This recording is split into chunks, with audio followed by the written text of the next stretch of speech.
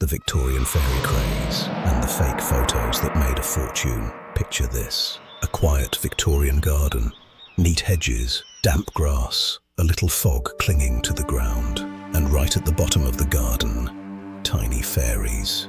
Not in stories, not in folklore, in photographs. And people believed it, millions of them. Today I'm going to show you how the Victorians became obsessed with fairies, how fake photos helped fuel it, and how some people turned that obsession into serious money. The Victorians didn't just like spooky ideas, they collected them. They were obsessed with the unseen world. This was the age of seances, spirit mediums, Ouija boards, scientific investigations into ghosts. And here's the key point: photography was new. It felt like truth. If it was in a photo, it must be real, right? So you've got a society grieving lost loved ones, desperate for meaning, and a brand new technology that looks like proof. That combination is dangerous because it makes people easy to sell to. Fairies weren't cute, they were warnings. Modern fairies are sparkly, friendly, Disney style.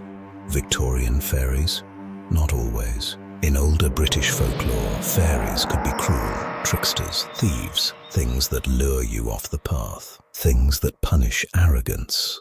So when Victorians talked about fairies at the bottom of the garden, it wasn't just whimsy, it was a way of saying there are forces near you that you don't understand. And that's why the idea stuck, because it was close, not in some distant forest, not on a mountain, right there, behind your house, where it's quiet, where it's dark, where no one is watching. The photos, proof you could sell. Now we get to the part that turns this from folklore into a business model: fairy photographs. Victorians were already used to spirit photography, photos where a faint ghostly figure appears behind someone. Most of it was double exposure, or staged props, or straight-up darkroom tricks. So when fairy photos started appearing, they slid neatly into the same market. People wanted proof, and proof was profitable. Think about it. If you can convince someone that the invisible world is real, you can sell them access to it. You can sell them tickets to talks and lectures, books and magazines, prints and postcards, paid seances, investigations, equipment, memberships to societies and clubs.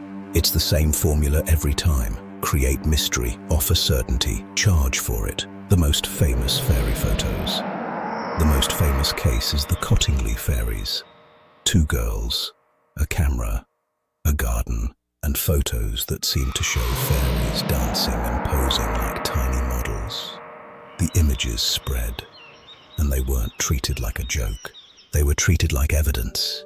Even educated people bought in. Because once you want something to be true, you stop testing it properly. And that's the dark part. Not that people believed in fairies, but that belief can be engineered, packaged, and sold back to you. The fairies weren't the product.